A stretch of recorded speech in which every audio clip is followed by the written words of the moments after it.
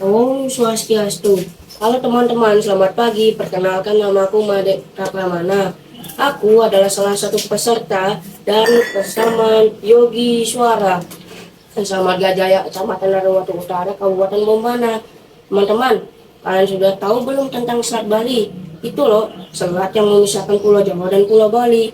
Nah, sekarang aku akan menceritakan tentang asal-muasal Selat Bali yang berjudul Mani Angkeren.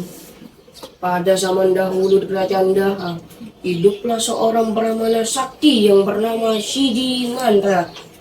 Sidi Mandra mempunyai anak laki-laki semata wayang yang bernama Mani Angkran. Mani Angkran tumbuh menjadi pemuda yang gagah dan pandai. Sayangnya ia mudah dipengaruhi oleh teman-temannya. Suatu hari, Mani Angkran melihat orang-orang yang sedang berjudi dan menyambung ayam. Ia amat tertarik. Ia lalu pulang dan memecahkan celengannya untuk membeli seekor ayam jago yang besar dan kuat. Keesokan harinya, Mani Angkran mulai menyambung ayam. Ternyata benar, ayamnya selalu menang dan ia mendapatkan banyak uang. Mani Angkran puas sekali. Jika begini terus, aku bisa cepat kaya, pikirnya. Tetapi tidak semudah itu. Pada hari kedua dan seterusnya, uangnya mulai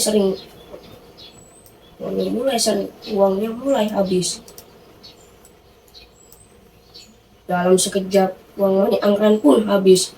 Ia bahkan harus berutang untuk membayar kekalahannya. Tapi itu tidak membuatnya jerah.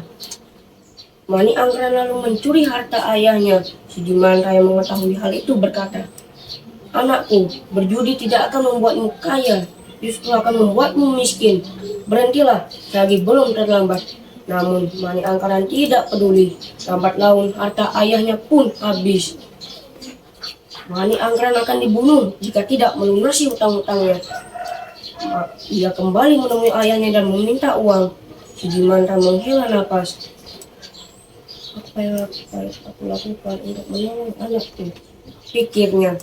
Sidi Mandra kemudian bersemedi untuk memohon petunjuk kepada Dewata.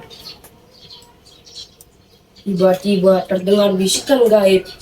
"Hai Sidi Mandra, di kawah Gunung Agung terdapat harta karun yang dijaga oleh seekor naga Basuki.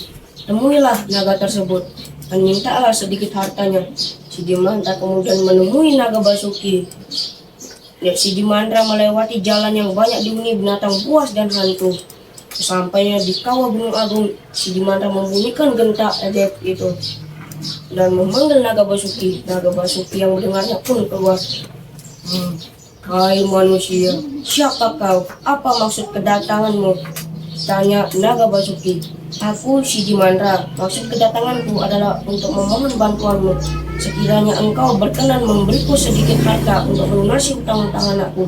Anakku akan dibunuh jika tidak melunasi hutang-hutang," jawab Sidi Mandra. Basuki menyanggupi permintaan Sidi Mandra. "Baiklah, aku akan beri harta ini kepadamu. Gunakanlah harta ini dengan bijak." Ia lalu bergua dan mengambil sejumlah emas dan batu permata dan kemudian memberikannya kepada Sidi Mandra. Sidi Mandra mengucapkan terima kasih dan berpamitan pulang. Sampailah di rumah, Sidi Mandra memberikan uang emas ini kepada Mani Angkran. Tetapi Mani Angkran tidak menggunakan harta ini dengan bijak. Ia menggunakan harta itu untuk kembali berjudi, sampai harta itu pun terkuras habis. "Maaf ayah, uang yang ayah berikan kepadaku sudah habis. Ini aku harus berutang lagi, bahkan jumlah yang lebih besar," rengek Mani Angkran. Sidi Mandra yang kecewa tidak mau menolong Mani Angkran. Mani Angkran bingung, ia tak tahu harus minta tolong kepada siapa lagi. Saat melamun, tiba-tiba matanya terpaku pada sebuah genta. Genta itu adalah genta ajaib untuk memanggil naga Basuki di kawah Gunung Agung. Mani Angkran segera mendaki di Gunung Agung. Sesampailah di Gunung Agung, yang membunyikan genta ajaib itu. Naga Basuki menemui Sidi Mandra. Mani Angkran berkata, "Maaf naga Basuki, namaku Mani Angkran dari Sidi Mandra. Bisakah aku meminta sedikit hartamu lagi untuk melunasi utangmu?"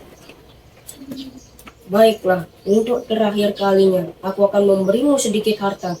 Setelah ini, kau tidak boleh pulang. Setelah ini, kau tidak boleh ke sini lagi, jawab Naga Basuki. Naga Basuki mengambil hartanya di dalam gua. Tanpa ia sadari, Mani Angkeran mengikutinya. Sifat serakah Mani Angkeran muncul setelah melihat ujung ekor naga yang terdapat berlian pada ujungnya.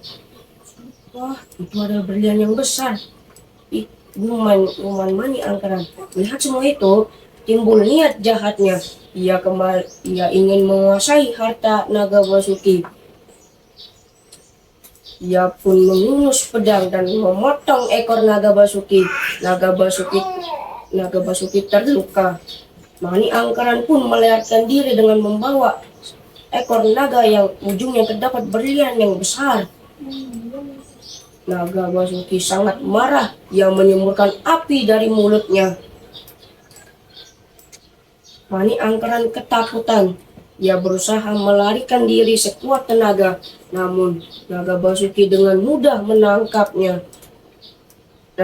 Api Naga Basuki membakar Mani Angkeran. Tubuhnya menjadi abu. Sementara itu, Sidimandra yang kehilangan gentanya menyusul ke kawah Gunung Agung. Ia yakin Mani Angkeran yang mencurinya. Sesampainya di Gunung Agung, Sidimandra melihat tubuh anaknya yang telah berubah menjadi abu. Apa yang terjadi? Ratap Sidimandra. Naga Basuki menceritakan semuanya. Wahai Naga Basuki yang baik, sudikah engkau menghidupkan aku lagi? Berikanlah ia kesempatan untuk memperbaiki dirinya. Mohon Sidimandra. Naga Basuki menjawab, baiklah, untuk terakhir kalinya.